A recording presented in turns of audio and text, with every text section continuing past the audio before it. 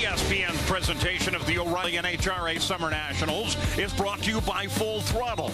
Go full throttle or go home. O'Reilly Auto Parts, better prices every day. And John Deere, where now's the time to get an extra green tag savings from your local dealer.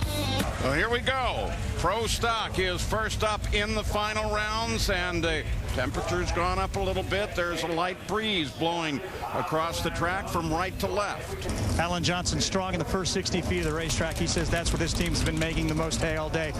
Tip of the cap, though, to Mike Edwards' crew. They lost a motor in the second round, so they had to change it before the semifinals. And keep in mind, that's when the Pro Stock cars come first, starting in semifinals. So that's the shortest of the turnaround times.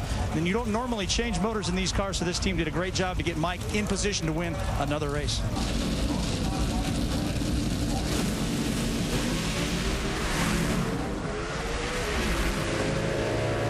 Close off the line, but let's look at the finish line. That was great. Alan Johnson ends the slump.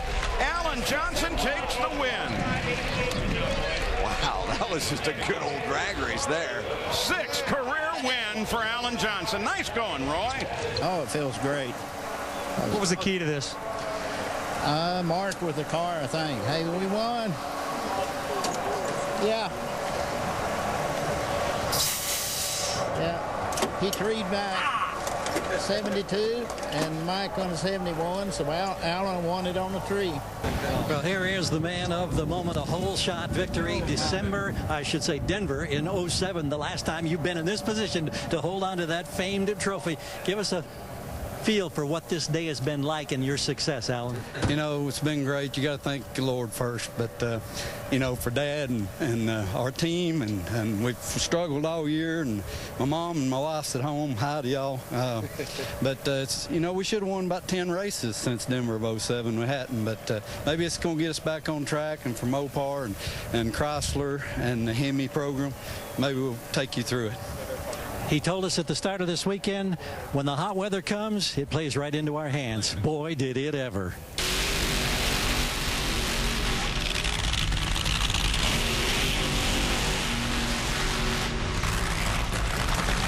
But what is going to be critical, Mike, is where these cars are actually lined up.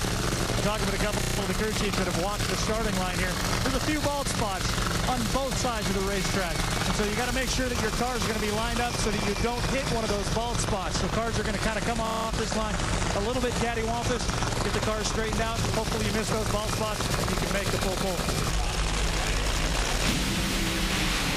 Big advantage for Caps. Big advantage all the way. Ron Capps actually gets dangerously close to the wall on the left side. Ron Capps runs a 4:26 with a 5, 286 miles an hour. Ron Capps takes the win. His points lead extends. It's Ron Capps' day. Well, it was difficult. The whole weekend's been difficult for everybody. I mean, not only the fans, but, you know, the racetrack is hard to get down. And the biggest thing is don't smoke the tires, and you got a chance to win. Don't smoke the tire. For the championship prognosticators, this team has done it in the cool and the heat now.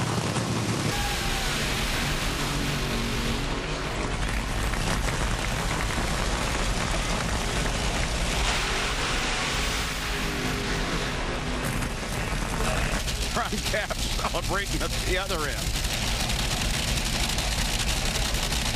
Yeah, look at the eyes. Those eyes, I mean, you just don't forget those. That's Clay Millican. We get a chance to look down in front of that windscreen, too.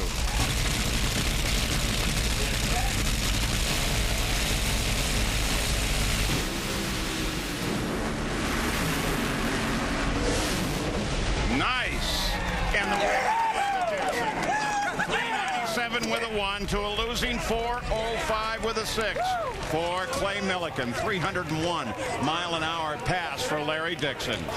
You know, it's great. We haven't really had that good of success here at Topeka in a long time. And only your second win. Is that, well, like I said, we haven't had a lot of success here. So it's good to come out and, you know, we've been in a little bit of slump over there. It's a nice place to come and break out of it. So I'm proud of all these guys who stuck with it, you know, didn't get down and got out and got a win. Nice to do with the Blaine Johnson grandstand over your shoulder as well. Jason McCullough.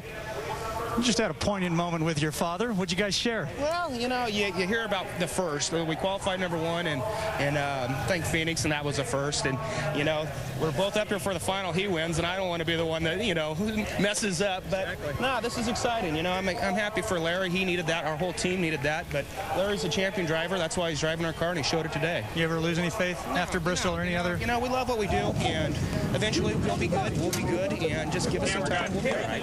I'd say they gelled today very well. Congratulations. We'll go for Larry Dixon. Ron Capps is patiently waiting. We'll get a word with him in a moment. Here's congratulations from Clay. I know. That was fun. Larry Dixon, tell us about the emotion of the last couple of weeks, and we touched on it the last time we talked to you after the semis. The disappointment of Bristol, and now to be in this moment, in this situation, what does that do for a guy? I know you're a veteran. You've been through all kinds of experiences over the years, but what does this do? It makes me think that not only is Alan Johnson a good crew chief and team owner, but he's a good driving coach as well. You know, because we had a come to Jesus meeting, you know, last week, and obviously he knows what he's talking about, and you know, you know, I'm not where I want to be, but I'm a hell of a lot closer than I was. So it's a credit to him, you know, Shea Khaled for having faith in me, and you know, everybody. And Jason McCullough, he gets to be in the winner's circle with his dad, which is like, I'm so happy about that. You know, that's really cool. And you know, obviously Heartland Park, they put on a great event. They got an awesome facility, and I'm just happy to be here. Look at this thing, O'Reilly. We got to thank them as well too. Thank you. Celebrate. Oh, and Toyota. We drive Toyotas. All right. Ron, if I've got the math right, we've run 9 finals now this year, and 4 times you've been in this situation, and it just seems like it gets better and better as you put a real stranglehold on the #1 spot in championship points. Your thoughts about the way this season is progressing? Well, it's been great, but I mean, today is it was a gritty. You win championships by what happened today. Ed McCulloch, he's a life coach at times because he's got to pick me up when I don't think I'm doing so good. He worked real hard, not on the tune-up, but he worked hard on making the car react better. And that helped me with my confidence. And Adaptive won on the side of the car. They decided to run again up to Bristol. We embarrassed ourselves there with second-round loss, and so now we got to win. It can go up in the rafters. But tell you what, the Napa guys, it's cool not to worry about the next race, the points. I couldn't even tell you who's second or third right now. Ace's mentality is one run at a time, and I'll tell you what, I'm so happy right now. Thank you. Yeah! Full throttle moment of the race. The quest for the full throttle moment. Here's Mike. Let's start you out with funny car. I'm going to go into qualifying session 3 yesterday. Daniel Wilkerson on the left side of your screen making his fuel debut, and he runs a 4:21 elapsed time, gets him in the top half of the field in the heat, and he out-qualified his father. Very impressive. Then in Pro Stock, we got to go with the final round. Alan Johnson up against Mike Edwards. Mike Edwards makes a great run in that right-hand lane, but we got to give it to Alan Johnson because Alan beats him on a hole shot after a 42-race drought. Good job by that team. Then how about Top Fuel? I'm going with the semifinals. Larry Dixon, Spencer Massey, Larry's old team. This is a rivalry in the making, and Larry Dixon delivered after that dismal outing in Bristol, and he went on to win the race. Great job by the team. I helped pick that one. You're the man. Thank you. Well, there you are. The full throttle quest for the moment of the race. Fans, they can come out now and see how really sticky that is out there. So we've seen our first heat race of the season. In 1 week, we're right back at it, Mike. I tell you, I like what I saw after qualifying yesterday. We all had our questions of what we were going to see, and we thought we were going to see some pedal fest, but man, we saw some great side-by-side racing and very little tire smoke. That's a testament to these teams and these crews, and also the NHRA Safety Safari. And you know what? We continue to see a changing season in the NHRA. Different winners, new winners, lots of things going on. Our next qualifying show comes up on Saturday at 10:30 in the evening. Up next, NCAA Women's College World Series, presented on ESPN by Capital One.